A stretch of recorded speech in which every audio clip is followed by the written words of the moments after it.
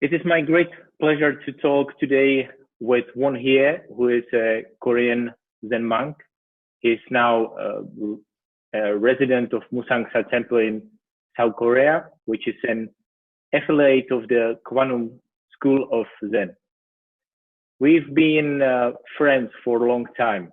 We started to meditate together more than 20 years ago, and we would like to discuss the current situation in the world and try to see how the crisis is connected with spiritual path and experience.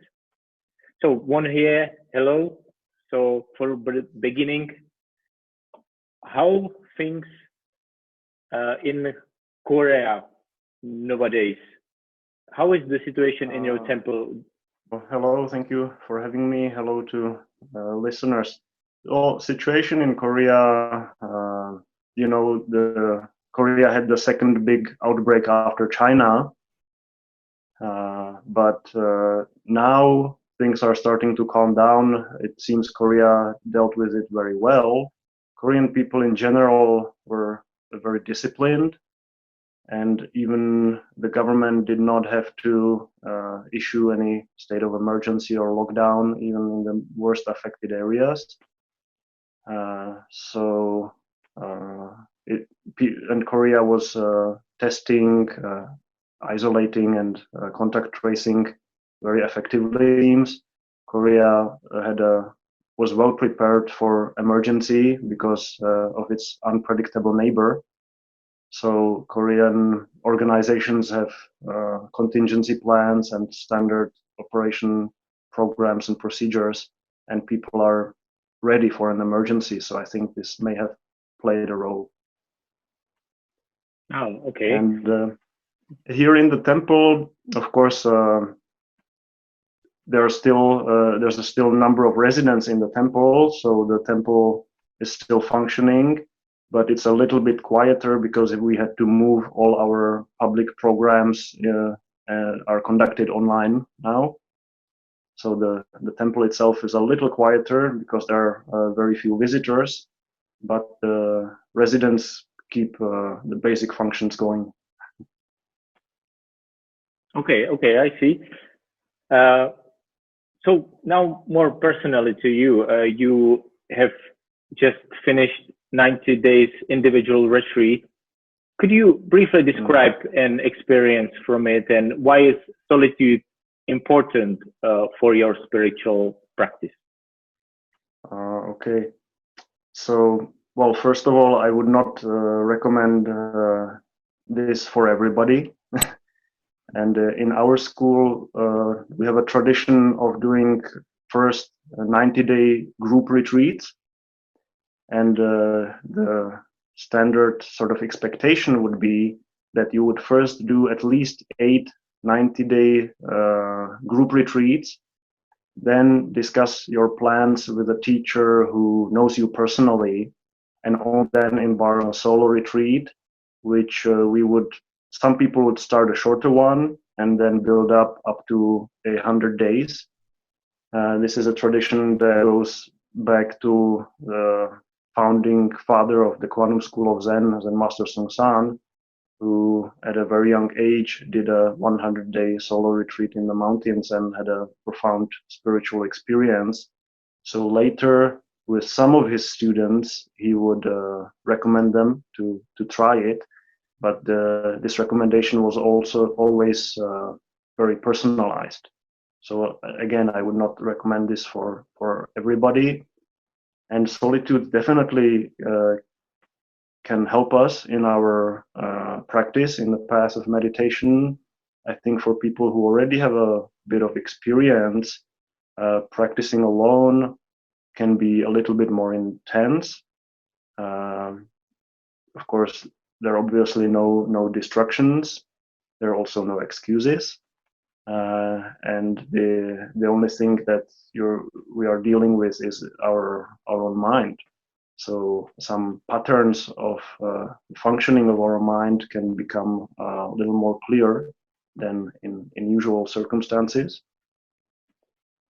So based on some experience with together retreats and maybe a consulting with an experienced practitioner. This way of practicing alone can be very powerful and very helpful. Oh, okay. And about the solitude, many people today are trapped in their homes by coronavirus. Is there a way how to transform this involuntary loneliness or solitude to something useful and more creative? Of course, there is a way. There are probably a number of ways, and those who are already practicing meditation, I think, do have the tools to deepen their practice. I'm afraid for people who have not yet built up a steady meditation practice, it may prove a little difficult to start now. For some people, of course, it may be a good impulse, a good impetus to look inside, but I fear for some people it may be a little difficult. So for people who are beginning to build up their meditation practice, I would definitely recommend connecting with an experienced practitioner, connecting with a group. We always say there are two steps in building up a practice. Make a clear plan is the first step, and then do it. That's the second step. Mm-hmm. In the beginning, it may be challenging, but once it becomes a habit, I think it gets easier. And once a little taste of some results appears, then I think people can get very encouraged. And yeah, maybe this next question is connected with people who are not really into the meditation practice or pattern. So sometimes I heard that some people cannot meditate because they feel anxiety and fear from future. It's a very unstable time. So do you have any advice to them? So you said the contact with the practitioner, experienced practitioner, but do you have any other advice to them? Sure, there are a number of ways people can try to deal with this. Of course, I think dealing with uncertainty is a very crucial part in our meditation practice, because let's face it, really uncertainty is a fundamental nature of our life. Everything is impermanent. We don't know what's going to happen, but usually we don't like to keep this in mind. We pretend as if things were permanent and stable. So then this kind of events really shakes us if our practice is not very stable. So in a difficult situation, it may be difficult to start a formal meditation practice. So some simple techniques that I would advise people to try is maybe try to build up awareness of your body, awareness of your breath. Maybe try a simple physical exercise. This way we can reconnect with our body, with our breath. And for many people find these simple techniques helpful.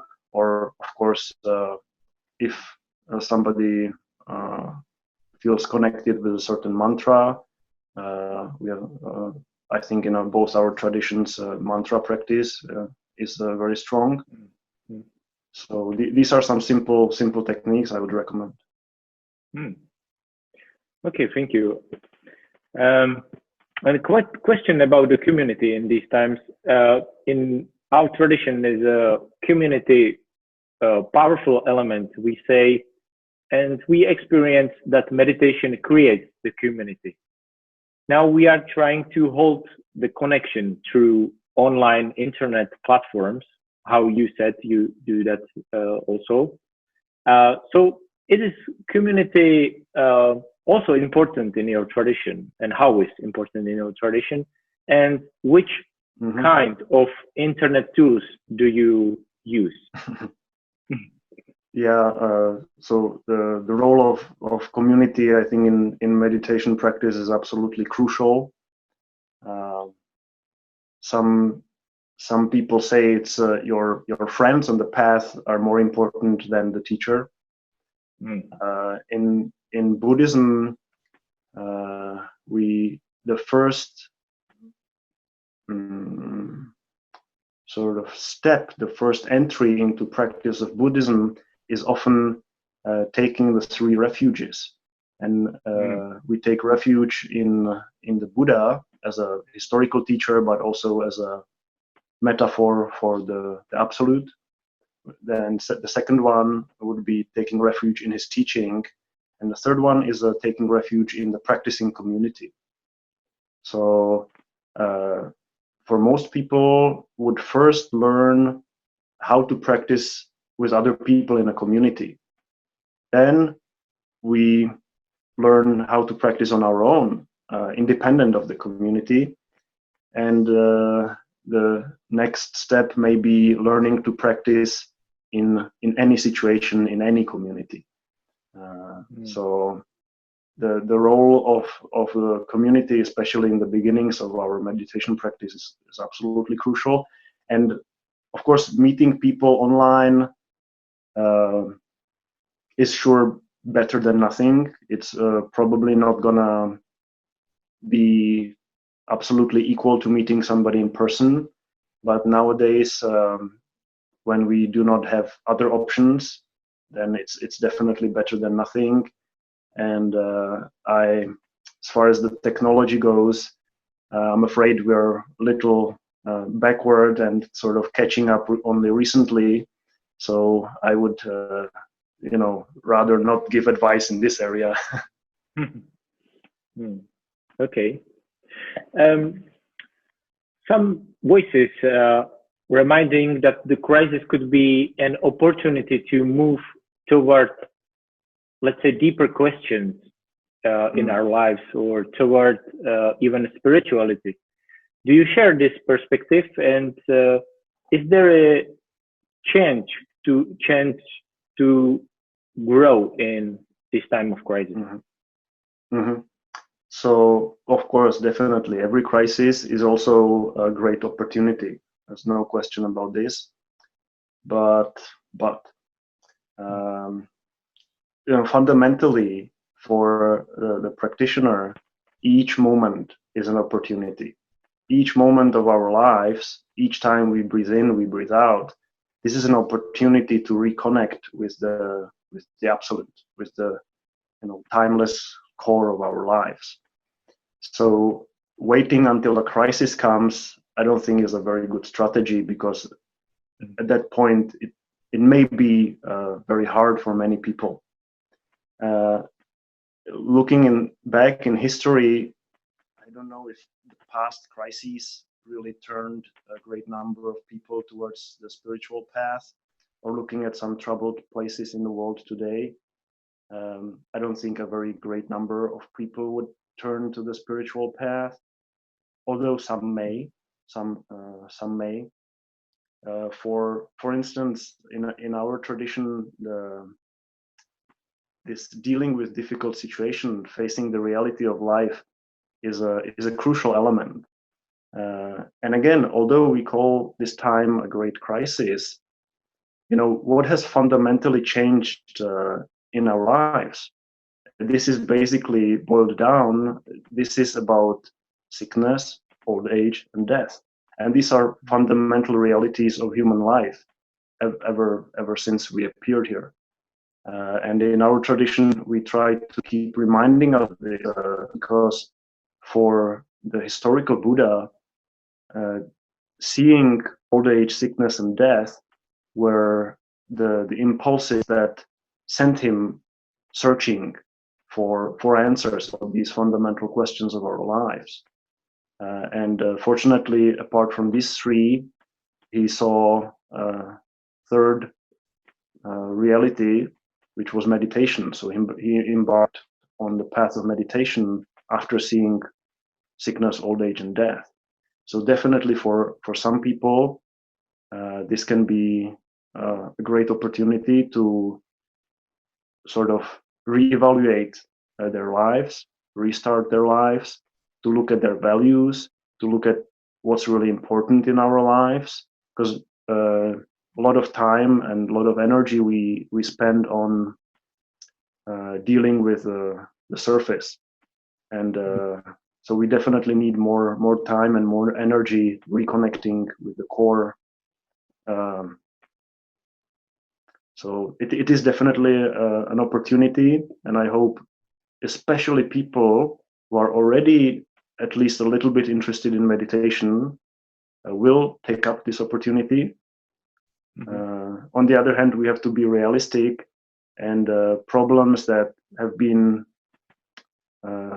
that are complex and that have been developing over a long period of time probably do not have simple and quick solutions. So that's one thing that I also appreciate about our spiritual traditions, that they tend to have a larger perspective in both time and space and numbers. One maybe last comment that sometimes crosses my mind these days is one more little topic for us to reevaluate. Maybe it is very likely that this new virus originated from animals, and it's probably not the first time. So it may be also a chance to reevaluate, not only our personal lives and personal spiritual practice, but also the ways in which we treat the environment, the ways in which we treat animals. So not only personally, but also as a society, it is a great opportunity to restart in many ways. Yeah, I very agree with that. So yeah, it's a time to see how it's all interconnected, how we are facing the oneness in all.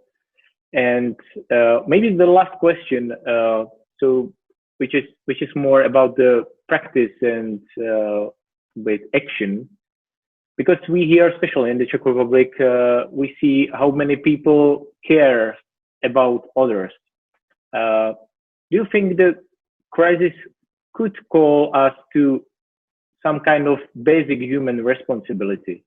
Is that we more naturally move attention from ourselves or from our egos to others, to other people, and how maybe then is connected with the social engagement to the action in society.